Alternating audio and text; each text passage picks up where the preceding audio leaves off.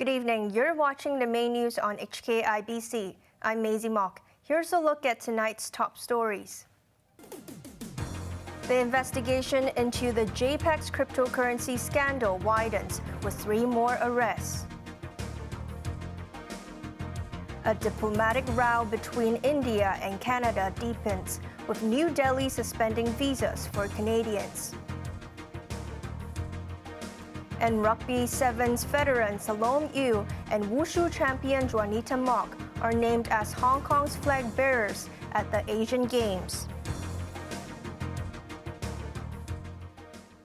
3 more people have been arrested on suspicion of conspiracy to defraud in connection with the scandal surrounding the cryptocurrency platform Jpex. This comes as a licensed Jpex company in Australia applied to deregister voluntarily. Janice Low reports.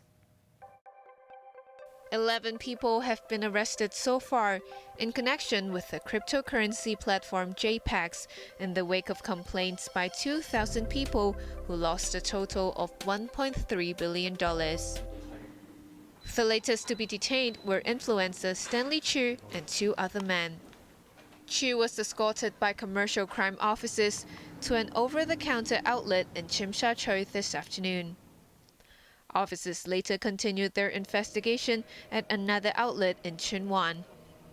8 people detained earlier were released on bail. It is believed that singer-actor Julian Chung, who was Jpex's regional ambassador, has been helping police. The crypto platform maintains that it will continue to operate as usual. But Jie Chen, director of Jpex crypto asset platform that is licensed in Australia, was found to have applied for voluntary deregistration 2 days ago. By applying to deregister, it meant that all members of Jpex agreed to the decision. The company is not carrying on business. Its assets are worth less than 1,000 Australian dollars. It does not have outstanding liabilities, is not part of any legal proceedings, and has settled all payments. JB lawmaker Edmund Wong suggested that victims should seek compensation from the Australian authorities. In Hong Kong, at least 6 telecom service providers have blocked access to the Jpex's website and app, reportedly on police orders, according to sources. Janice Low, HKIBC. A worker has been killed after a concrete slab weighing 3 tons fell on him. The tragedy happened after the 62-year-old victim drove his lorry into a construction site in Hong Shou Kiew near Yuen Long at around noon. He was pronounced dead at the scene. The Housing Society has offered $300,000 as compensation to the victim's family. Subsidized flats for sale are being built at the site. Parents are concerned about the future of a Shenzhen kindergarten after its supervisor were arrested for alleged forgery. Adding to their worries is that Biloc Anglo-Chinese kindergarten no longer qualifies for government subsidies. Parents of students returning to Biloc Anglo-Chinese kindergarten on Longsam Avenue this morning were puzzled by a notice on the door. It said the Shenzhen school will follow up on what it described as uncertain and misleading reports. Sources earlier said the kindergarten supervisor was arrested for editing a letter to misguide parents. According to police, a 66-year-old woman was taken in on Monday for forgery. Parents were also alarmed by an Education Bureau decision to scrap subsidies because the school's operational and financial management was substandard. New students will not be subsidized, but those who joined before August 15 will pay a discounted fee of up to $6,215 a year. Biloc's sister kindergarten, also in Shenzhen, charges up to $66,000 a year. This woman said she paid $3,980 for her daughter's textbooks, but did not receive any of them. She is now seeking a refund and is enrolling her child in another kindergarten. Another woman was very concerned, but said the kindergarten urged parents not to worry and blamed the problems on a change of principles. Overseas, India has suspended visa services to Canadians and urged its citizens in Canada to exercise extreme caution. The two countries are locked in a dramatic diplomatic row over the killing of a Sikh separatist leader in Canada. Azam Khan reports. Tensions continue to flare between New Delhi and Ottawa as India suspended issuing visas to Canadians, citing operational reasons. The move came shortly after India warned its nationals in Canada to be extremely cautious because of anti-India activities in the North American country.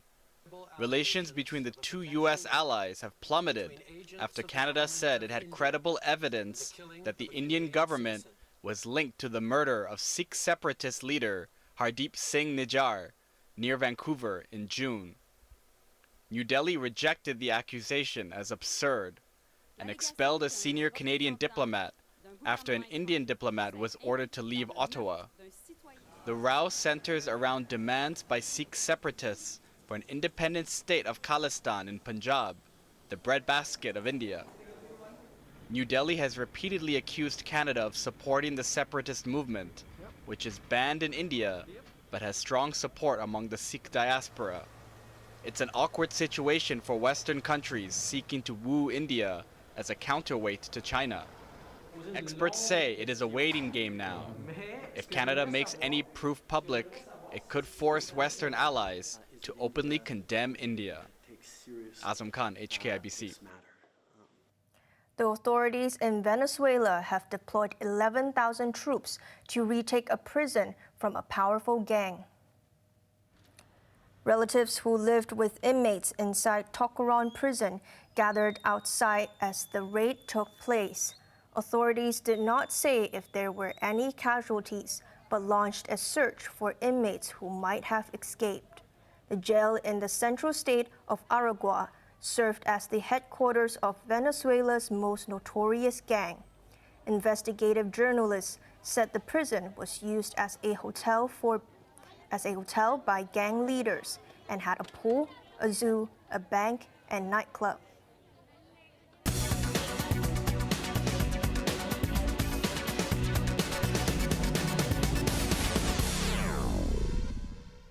Borrowers are breathing a sigh of relief after the Hong Kong Monetary Authority followed the U.S. Federal Reserve and kept its benchmark interest rate unchanged.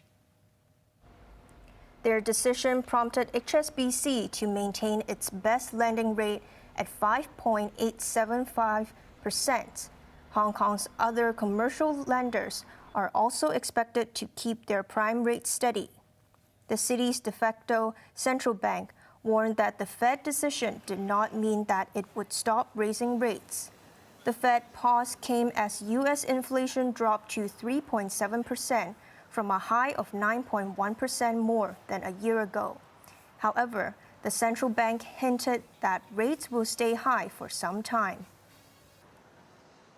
We're prepared to raise rates further if appropriate, and we intend to hold policy at a restrictive level until we're confident that inflation is moving down sustainably toward our objective. My colleagues and I are acutely aware that high inflation imposes significant hardship as it erodes purchasing power, especially for those least able to meet the higher costs of essentials like food, housing, and transportation. Now let's take a look at the markets. The Hang Seng Index ended the day down by 230 points. To the top 10 active stocks, Tencent was down $6.20, Tracker Fund was down 23 cents, while Meituan was down $2.90. BYD Company was down $4. AIA was down $1. A 68-year-old woman is longing to be reunited with her biological parents for the Mid-Autumn Festival.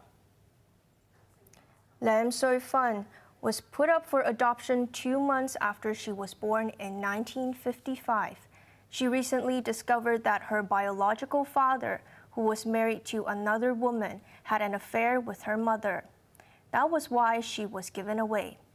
If her parents are still alive, they would be at least 95 years old.